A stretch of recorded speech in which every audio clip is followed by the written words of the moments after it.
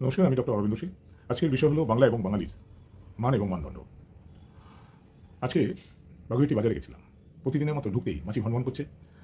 Open drain দিয়ে ময়লা যাচ্ছে, শুধু বাজারের ময়লা না, টয়লেটের ময়লা। আমি মাছের ব্যবসায়ী অনেকে বললাম, অনেকে আমার ব্যবসায়ী মনে হয়, বাজারওয়ালা মনে হয় না। মিতভাষী, সুদর্শন, পরিষ্কার পরিচ্ছন্ন। উনি বললেন, আমি কি করবো, আমি তো ট্যাক্সি। কথাটার ভিতরে যেন একটা আর্তনাদ, হতাশা, অসহায়তা শোনা গেল, যেটা আমার মধ্যে। ক্রেতা বিক্রেতা দুজনেই যেন অসহায়। আর এই অসহায়তা শুধু বাগুইয়াটি বাজার নয়, সারা বাংলা জুড়ে। মানুষ তাদের মানোন্নয়ন করতে পারছে না, তাদের মান নির্ধারণ করতে পারছে না। তাদের মধ্যে একটা অসহায়তা, শুধু জীবনশৈলী নয়, সমস্ত ক্ষেত্রেই। আর এটাই মাকু বামপন্থীদের জয়। তারা চেয়েছিলেন এই বাংলায় মানের নির্ধারক, বিধি বিধাতা হবে তারা। মান উন্নয়নের ক্ষমতা থাকবে না সাধারণ হাতে। আর সেই জন্য তাদের বুঝিয়েছিলেন শ্রেণীশক্তির গল্প দিয়ে, টাকাই জীবনের মানের একমাত্র নির্ধারক।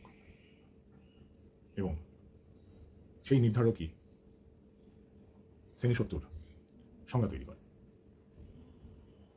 সাধারণ মানুষ ভাবে এই শ্রেণীশত্রুকে সংহার করলেই তাদের জীবনের মান উন্নয়ন হবে, চরিত্রের উন্নয়ন করে নয়। ফলে পরিযায়ী শ্রমিকই থাকে। বাজারওয়ালা কোনোদিন ব্যবসায়ী হতে পারে না। আর মধ্যমেধা থেকে উন্নত মেধা তৈরি হয় না। 5 দশক ধরে মাকুরা এই মান এবং মানদণ্ডকে সম্পূর্ণভাবে ধ্বংস করেছে।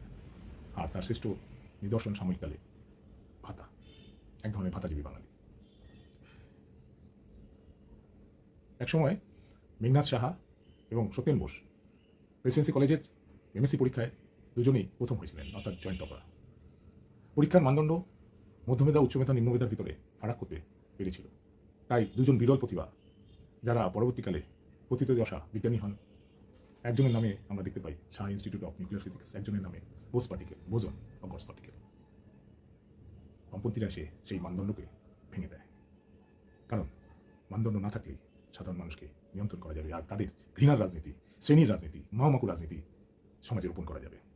আজকে বাংলার মানুষ পরিবর্তন চায়, বাংলা পরিবর্তন চায়, নতুন মানদণ্ড তৈরি করতে চায়, যে মানদণ্ডে বাঙালির মধ্যে প্রতিভা তৈরি হবে, যে মানদণ্ডে গরিব বড়লোকের বিভেদ থাকবে না, একটা লেভেল প্লেইং গ্রাউন্ড থাকবে, কিন্তু ইকুয়ালিটির ভ্রান্ত ধারণা থাকবে না।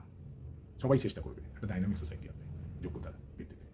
নমস্কার, এখানেই শেষ করলাম। ভেবে দেখবেন আপনার মান আপনার মানদণ্ডে।